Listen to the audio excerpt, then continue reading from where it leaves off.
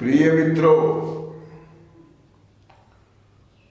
आर्थिक न्याय के इस चैनल पर आप पिछले कुछ दिनों से चर्चा सुनते आ रहे हैं। अभी यह चैनल बहुत नया है और हम लोग भी उस दृष्टि से नए नए हैं। यहाँ हम बैठे हुए तीनों लोग आर्थिक न्याय संस्थान को आरंभ करने में प्रमुख सूत्रधार ही रहे हैं और भविष्य में इस चैनल की दिशा और दशा निर्धारित करने में भी सबकी महत्वपूर्ण भूमिका रहेगी। अब ऐसी स्थिति में मेरे दोनों मित्र हैं जो आर्थिक न्याय के इस मुद्दे पर काफी पुराने कहे जा सकते हैं। वे लोग अपनी अपनी दृष्टि से आर्थिक न्याय को किस प्रकार से देखते हैं और हम लोग किस आत्मविश्वास से यह चैनल चलाते हैं, इसकी भी एक झलक आपको समझ में आनी चाहिए। कई बार हम लोग कह चुके हैं और हर बार लोगों को समझाने का प्रयास भी करते हैं कि आर्थिक न्याय का यह चैनल क्या कोई अन्य चैनलों से खास महत्व रखता है, और यदि महत्व रखता है तो वह क्या है। आज की स्थिति में YouTube चैनलों की भरमार है और दिन प्रतिदिन इनकी संख्या बढ़ रही है। ऐसी स्थिति में आर्थिक न्याय को जो हम लोगों ने समझा है उसको लेकर भी हम अपनी अपनी दृष्टि से आपके सामने विचार रखेंगे। जहां तक मेरा प्रश्न है तो मेरा नाम पहले भी आपने कई बार सुना होगा। मैं रोशनलाल अग्रवाल। मूल रूप से जिस पुस्तक का उल्लेख आप बार बार सुनते हैं, गरीबी रेखा नहीं अमीरी रेखा,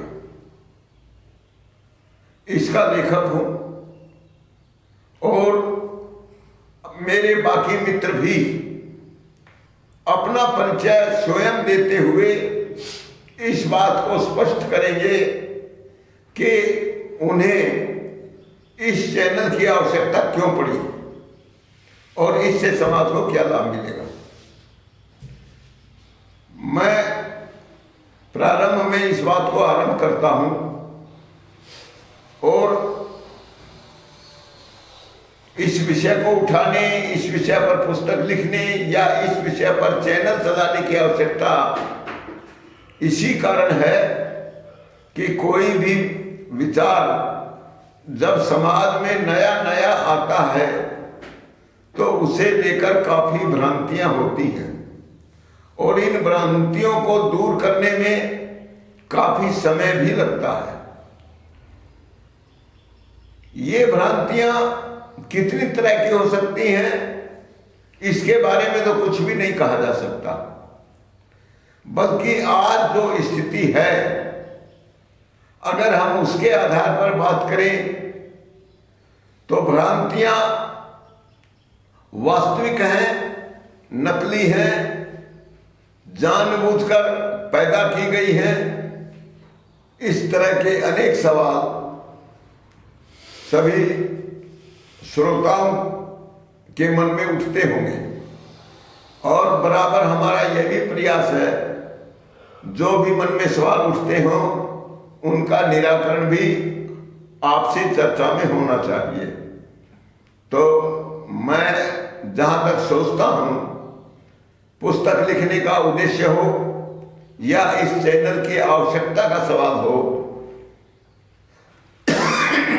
उसका कारण यह है कि दुनिया में आर्थिक विचारधाराएं तो अनेक हैं। इस पर अनेक लोगों के नाम लिए जा सकते हैं, लेकिन सबके विचारों को सुनने के बाद भी समाज में एक शांति की, स्थिरता की, आपस में प्रेम, विश्वास और आत्मीयता में जो वृद्धि होनी चाहिए, वह वृद्धि, वह आपसी सामंजस्य वह नहीं दिखाई पड़ रहा है। समाज में गंभीर आर्थिक असमानता है। क्या इस असमानता को उचित माना जाए या फिर यह बहुत बड़ी विकृति है? जहां तक मैं समझता हूं कि अगर हमारी व्यवस्था, चाहे उसका नाम कितना ही सुंदर क्यों न रख लिया जाए, उदाहरण की दृष्टि से जो नाम हमारी आज की इस व्यवस्था का रखा गया है, लोकतंत्र, तो मैं ऐसा मानता हूं कि अगर नाम के आधार पर निर्णय करना हो तो इससे अच्छा नाम नहीं हो सकता। लेकिन लोकतंत्र नाम रख लेने के बावजूद भी जो परिणाम हमारे सामने आ रहे हैं वे संतुष्टि पैदा करने वाले नहीं हैं, और इसीलिए मुझे उस पुस्तक का नाम ही रखना पड़ा, गरीबी रेखा नहीं अमीरी रेखा। इसकी प्रेरणा सरकार द्वारा बनाई गई गरीबी रेखा से भी मिलती है, और जब उस विषय पर गंभीरता से चिंतन करना मैंने आरंभ किया तो मुझे लगा कि गरीबी रेखा की जरूरत क्या है। हर आदमी तो अमीर होना चाहता है। लोगों के बीच जितनी लड़ाई है वो अमीर होने के लिए है, और अमीर होने का मतलब ही सीधे सीधे सारे दुखों से, दर्दों से और परेशानियों से मुक्त होना है। और इसीलिए हर आदमी चाहता है कि वह जल्दी से जल्दी अमीर बने और सबसे अधिक अमीर बन जाए। और अमीरी की जो ललक है समाज में वह इतनी तेज है कि अब वह लगातार और तेज होती जा रही है। तो अमीर बनने की जो चाहत है उसके कारण समाज का जो कमजोर वर्ग है वह पीछे छूट रहा है, और पीछे ही नहीं छूट रहा है, हर व्यक्ति के मन में मानवता के प्रति जो संवेदनशीलता होनी चाहिए, जिसे मनुष्यता की पहचान माना जाता है, वह भी पूरी तरह नदारद होती जा रही है।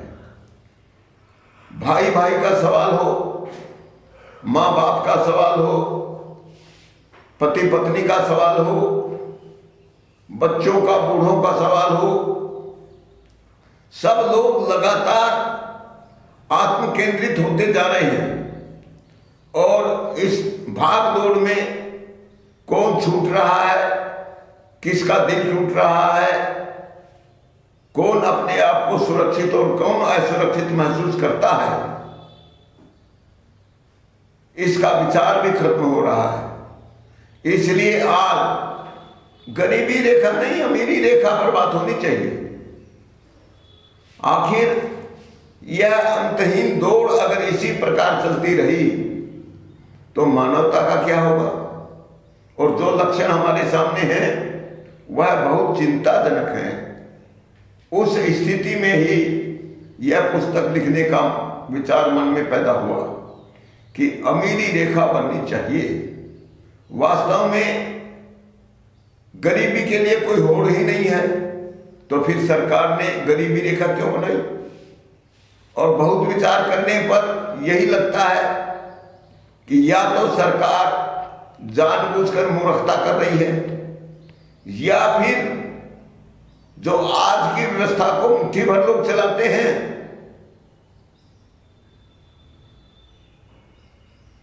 वही बात समाज को धोखे में रखकर चलाई जा रही है। और अमीरी रेखा इसलिए बननी चाहिए ताकि कोई भी पीछे न छूट पाए, लोगों में व्यवस्था के प्रति पूर्ण संतोष हो, उनमें आपस में कोई टकराव न हो और समाज में हर व्यक्ति सुख शांति संतोष और आत्मीयता के साथ अपना जीवन सुरक्षित और शांतिपूर्वक जी सके।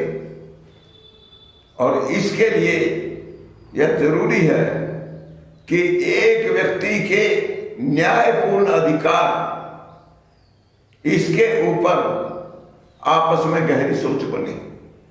तो बंधुओं, मैंने ये प्राथमिक बातें आपके सामने कही हैं।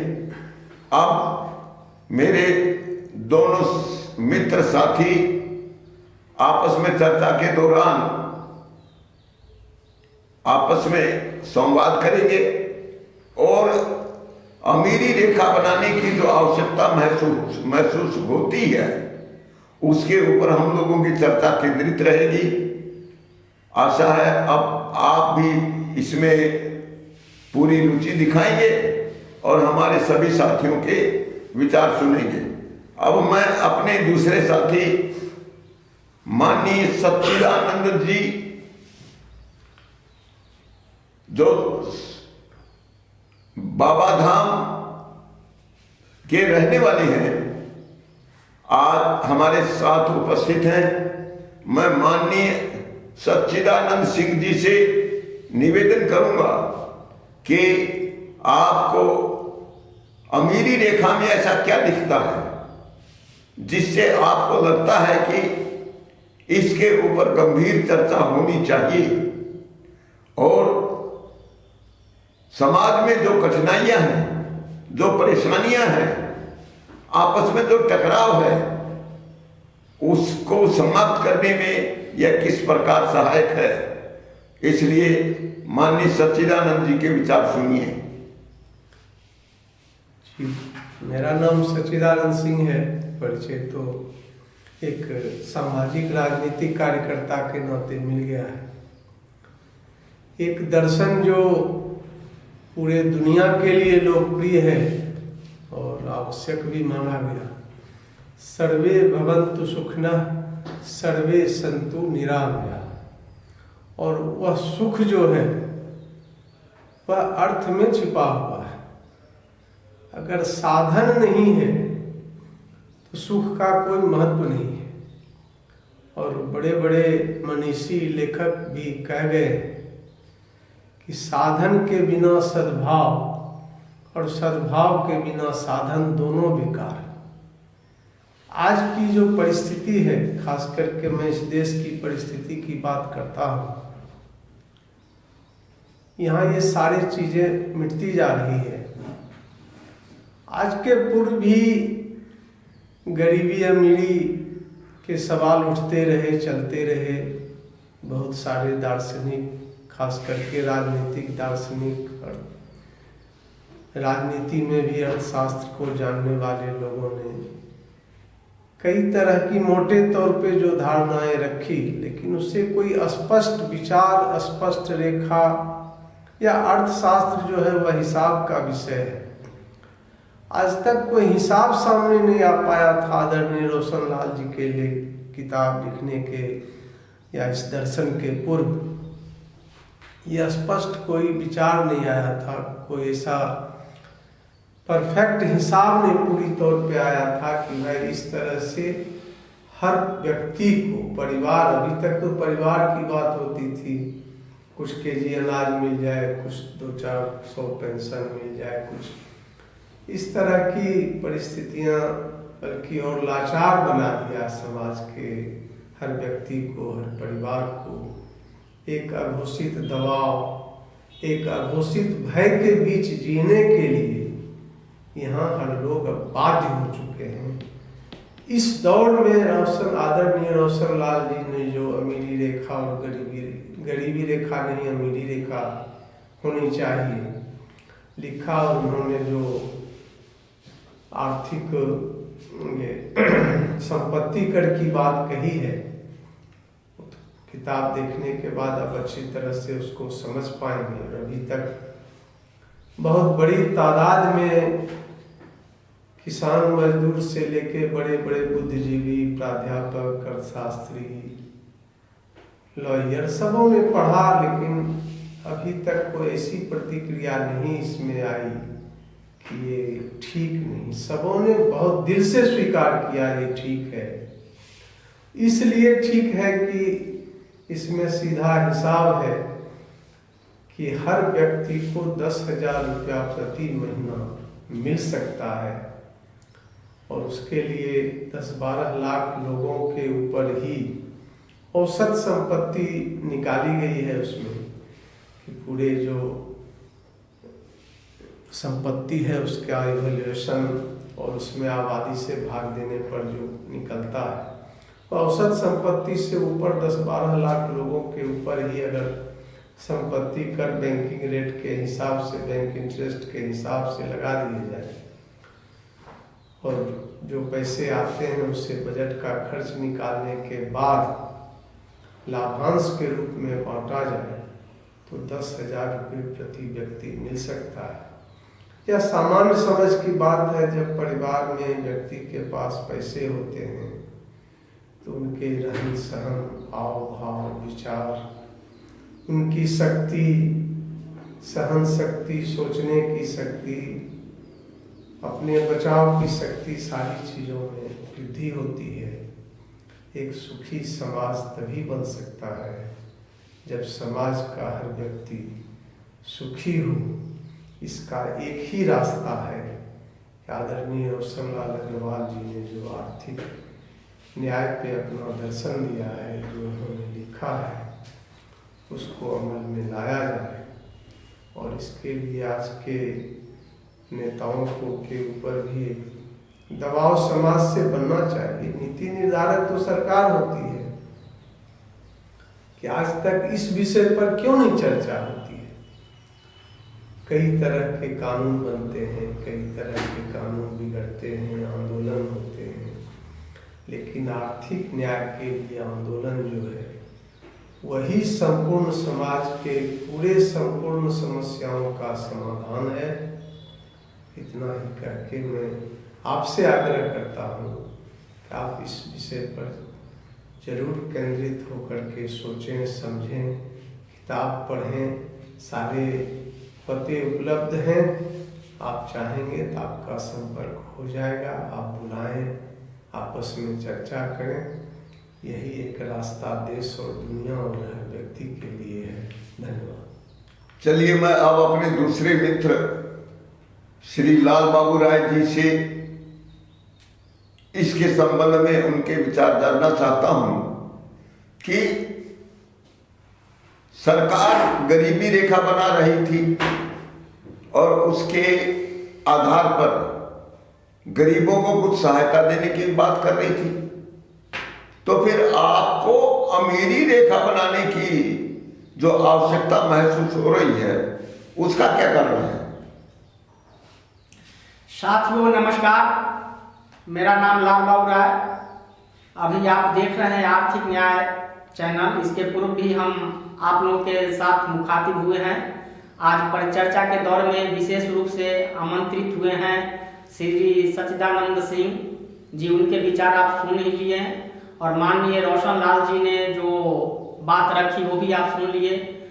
और सवाल ये है कि अभी रोशन लाल जी जो बोल रहे हैं कि गरीबी रेखा जो निर्धारित हुई उस समय किसी ने कल्पना भी नहीं की थी कि अमीरी रेखा की। ये माननीय रोशन लाल जी की दिमागी उपज है कि गरीबी रेखा के बजाय अमीरी रेखा बनाई जाए।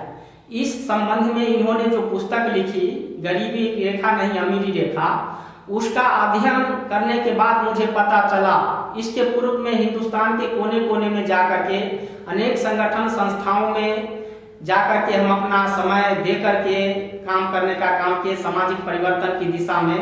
लेकिन हर संगठन संस्था में जाने के बाद और ये पुस्तक पढ़ने के बाद हमको महसूस हुआ कि नहीं, जितने भी संगठन संस्थाओं में जो कुछ रूपरेखा खींची गई है गरीबी खत्म करने का, वो सब एक छलावा है। चाहे सरकार के द्वारा जो गरीबी रेखा निर्धारित की गई है वो भी एक बेईमानी है और गरीबों के प्रति धोखा है। और ये पुस्तक में यहाँ तक आंकड़ा उपलब्ध कराए हैं माननीय रोशन लाल अग्रवाल जी, जो हर व्यक्ति को नागरिक भत्ता के रूप में 10,000 रुपया प्रति महीना दिया जा सकता है आसानी से। तो ये अध्ययन करने की चीज है। अध्ययन करने के बाद चारों तरफ से अपने को दिमाग को संकुचित करके आर्थिक न्याय मुद्दा पर, मात्र एक आर्थिक न्याय मुद्दा पर ही काम करने का मन हम बना लिए हैं। जैसा कि कई अन्य साथियों का कमेंट आता है इस चैनल के माध्यम से कि नहीं मुझे भी पुस्तकें दी जाए, तो इस संबंध में भी एक योजना निकली है कि जो भी साथियों का फोन नंबर हम लोग के पास उपलब्ध आएगा, पता आएगा, तो उनको 6 सेट का किताब दिया जाता है। तो हम विशेष रूप से यही अपने साथियों से निवेदन करूंगा कि अधिक से अधिक संख्या में आप लोग अपना सुझाव भेजते रहें, ताकि यहाँ से माननीय रोशन लाल अग्रवाल जी आपको उस सुझाव को अंगीकार करते हुए और अपना फिर आगे की रणनीति बनाएंगे। नमस्कार। नहीं, देखिए, मूल प्रश्न एक है कि अमीरी रेखा बनाने से वह कौन सी चीज अतिरिक्त है जो आपको ज्यादा संतुष्ट करती है और गरीबी रेखा नहीं संतुष्ट करती। इसके ऊपर आप अपने विचार थोड़ा और स्पष्टता से व्यक्त करिए, ताकि पाठकों को अमीरी रेखा बनाना आवश्यक लगे और सबको उसकी जरूरत महसूस हो। क्या आप करेंगे इसको?